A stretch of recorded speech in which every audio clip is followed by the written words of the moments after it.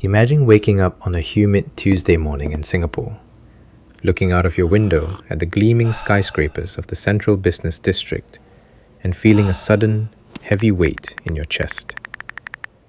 You open your banking app, stare at your account balance, and find yourself doing survival math. What can I actually afford to eat today? How much of my paycheck will be left after the rent clears?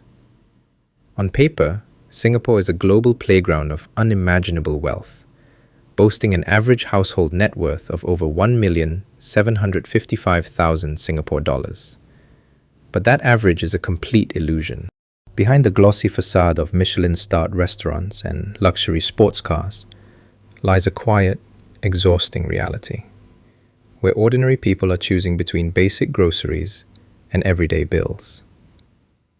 Today, we are going to look at the truly shocking money statistics of the average Singaporean in 2026.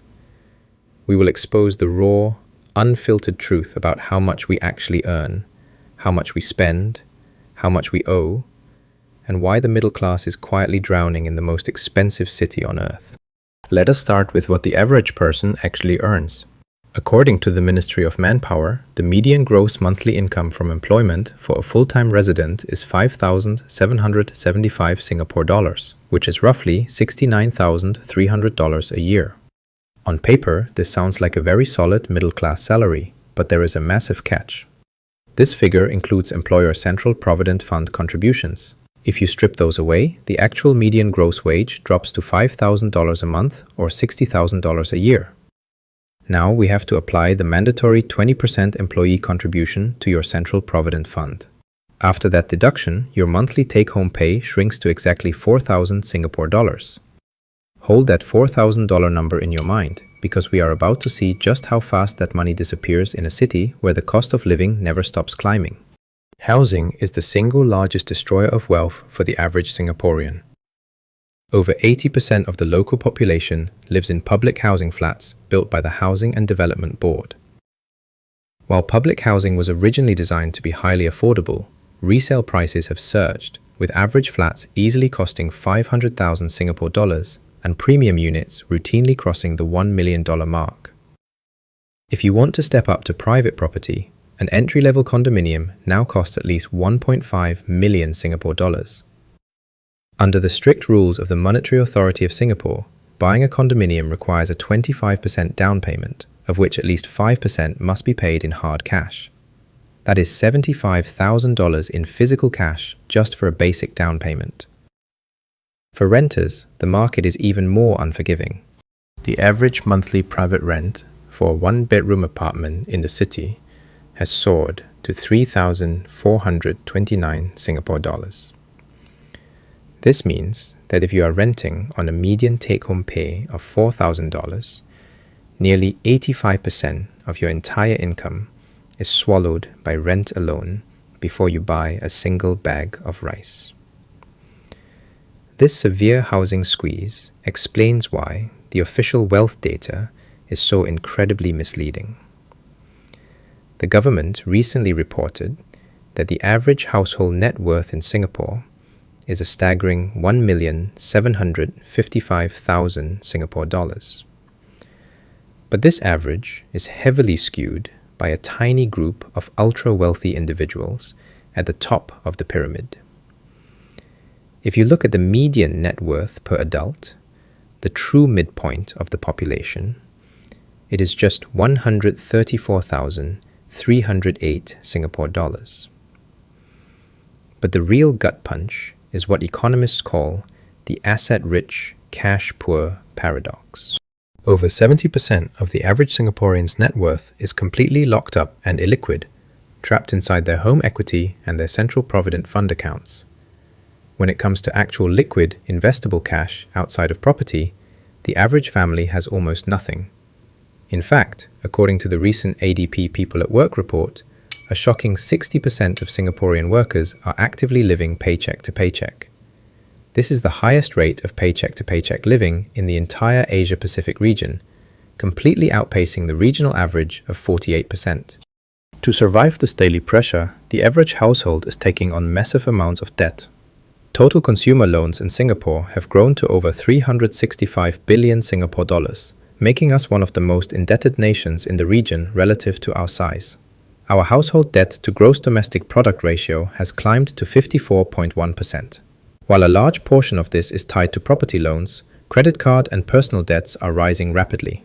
According to the OCBC Financial Wellness Index, the average financial health score of Singaporeans is 61 out of 100, reflecting a deep background anxiety about money.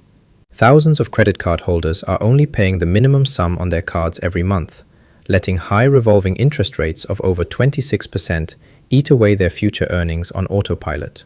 All of this financial stress leads directly to a massive retirement crisis.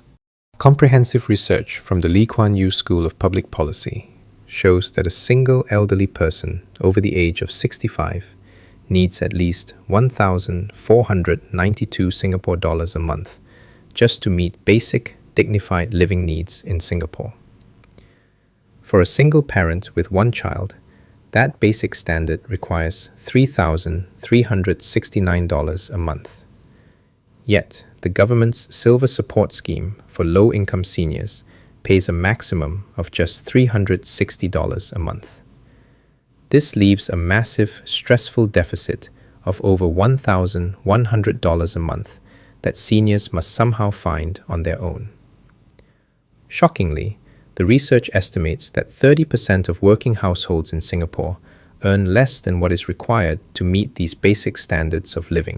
Despite this looming cliff, only 54% of Singaporeans have actually started making any plans for their retirement, with many sleepwalking toward a future they simply cannot afford. So, how do you escape these shocking statistics and build a bulletproof future in Singapore? First, you must break the earn-spend loop by knowing your exact numbers. Go through your bank statements for the last 90 days, add up every single transaction, and find the real gap between what comes in and what went out. Second, build a liquid cash buffer of 20,000 Singapore dollars completely outside of your central provident fund, parking it in a high-interest savings account like the UOB1 or OCBC 360 to protect yourself against sudden job loss or emergencies. Third, aggressively attack any high-interest debt. Paying off credit card debt or personal loans is the mathematical equivalent of earning a guaranteed, tax-free 26% return on your money. Fourth, automate your savings so that your investment capital moves on payday before you ever have a chance to spend it. And fifth, actively utilize tax-advantaged accounts. The statutory retirement age in Singapore is 63, but the government is officially raising it to 64, starting from the 1st of July 2026.